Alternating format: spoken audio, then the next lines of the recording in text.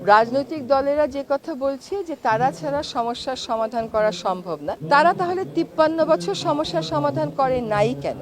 Would you please answer? কেন আজকে আমাদেরকে দায়িত্ব নিতে হলো? Would you please answer? যদি সংস্কারগুলো আপনি মনে করেন বা আপনারা মনে করেন বা জনগণ মনে করে যে আমরা না করে নির্বাচিত সরকার করলে ভালো, তাহলে তো আমাদেরকে দায়িত্বে বসানোরই দরকার ছিল না কোনো। তাহলে আমাদেরকে এই দায়িত্বটা দেয়া হলো কেন? এই বিশ্লেষণটা একটু। রিজওয়ানা হাসান, কিন্তু উনি যে ধরনের কথা বলেন যত মিষ্টি মিষ্টি, এগুলো সাধারণত এত মিষ্টি কথা আমি শুনি তাদের মুখে যারা খুব সুখের শান্তিতে আছে। এবং সম্ভ্রান্ত পরিবারের বাঙালিদের মধ্যে কারা হয়েছে যারা পাকিস্তানের বা তারও আগে যারা ব্রিটিশের আনুগত্য পাইছে তারাই বড় হয়েছে, এবং ওনারা সেই ধরনের পরিবার থেকে আসছে। এবং মুক্তিযুদ্ধের সময় ওনাদের পরিবারের ইতিহাসটা খুব মধুর না, কারণ আমার বাড়ি ওনার বাড়ি থেকে 18 কিলোমিটার দূরে, 12 মাইল।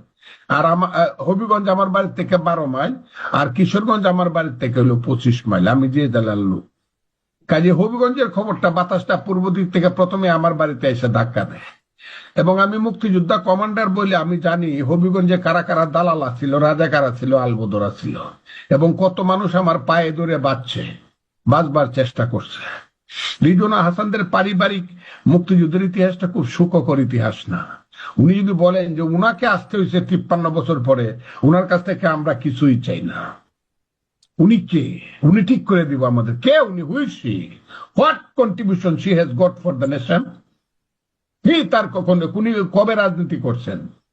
ও কিছু এনজিও করছেন, আর কিছু ওই যে বিদেশি পুরস্কার পাইলে পরেই মনে করেন যে মহান ব্যক্তি হয়েছেন, তা না। কিন্তু উনি ওই দিনের কথাটা আমার মনে হয়েছে রাজনীতিবিদদেরকে উনি খুব ছোট করছেন। আর রাজনীতিবিদরা আছে বলে তো রিজওয়ানা হাসান, রাজনীতিবিদরা ছিল বলে তো দেশটা স্বাধীন হয়েছিল। আপনি রিজওয়ানা হাসান হয়েছেন, ভুল ত্রুটি রাজনীতিবিদদের যাই থাক, এখন আইছেন আপনি ঠিক করে দিবেন। আপনার ঠিক চাইটাই না এনটা বিদায় অন ইলেকশন দিয়া, নাইলে ইলেকশন করে দেখেন হবিগঞ্জের হেড টু কোয়ার্টারে আপনি তো মহিবুল হাসান সাহেবের মেয়ে, আমি ওনাকেও চিনতাম, কয়টা ভোট পান দেখেন, জামানতটা বাঁচে কিনা। যে আপনি ঠিক করবেন কি, আগে ভোটটা করে আসেন, হবিগঞ্জের মানুষকে জিজ্ঞাসা করেন যে আমি রিজওয়ানা হাসান, মহিবুল হাসান সাহেব আমার বাবা ছিলেন, অমুক ছিলেন, তমুক ছিলেন, আমরা সম্ভ্রান্ত পরিবারের ছেলে মেয়ে, ইলেকশন করে দেখেন তো কত পার্সেন্ট ভোট পান। কাজে এত বড় বড় কথা, এত অহংকারী কথা বললেন না যে আমাদেরকে কেন আসতে। উনি কোত্থেকে আইছে? আসমান থেকে আইছে না, উনি ইউনূস সাহেবের দয়ায় আসছে, এনজিওদের দয়ায় উনি আসছে।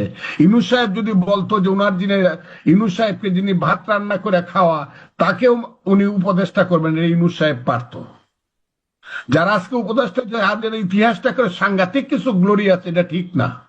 কাজে এত অহংকারী কথা রিজওয়ানা হাসান বলবেন, এটা আমি আশাও করি নাই কোনোদিন, যে 53 বছর পরে আমাদেরকে আসতে হইলো কেন? রাজনীতিবিদরা ঠিক করতে পারে নাই বলে। আরে পারে নাই মানে? রাজনীতিবিদরাই তো এই দেশটা এই আজকে যে আপনি এত সুন্দর ভাবে এত বড় বড় কথা বলেন, এইসব তো বাংলাদেশের স্বাধীনতার জন্যই হয়েছে। আর বাংলাদেশের স্বাধীনতাটা তো এই দেশের রাজনীতিবিদরাই করছিল, আপনার বাপে তো করে নাই, আপনার বাপ তো বিরুদ্ধে ছিল। আমি খুব স্পষ্ট ভাবে কথাটা বললাম। এটা যদি চ্যালেঞ্জ করতে হয়, উনি চ্যালেঞ্জ করতে পারেন আমার সঙ্গে। রিজওয়ানা হাসান যে কথাটা বলছি, কথাটা তার উইথড্র করা উচিত। আমরা আসছি আপনাদেরকে ঠিক করে দেওয়ার জন্য। আমাদেরকে কেন আসছিল? আপনি কে? আপনাকে তো ইউনূস সাহেব আনছে, এবং এটা পিনাকি ভট্টাচার্য বলে কেন আপনাকে আনছে, কোন কোটার থেকে আপনাকে আনছে, আমি তো বলবো না।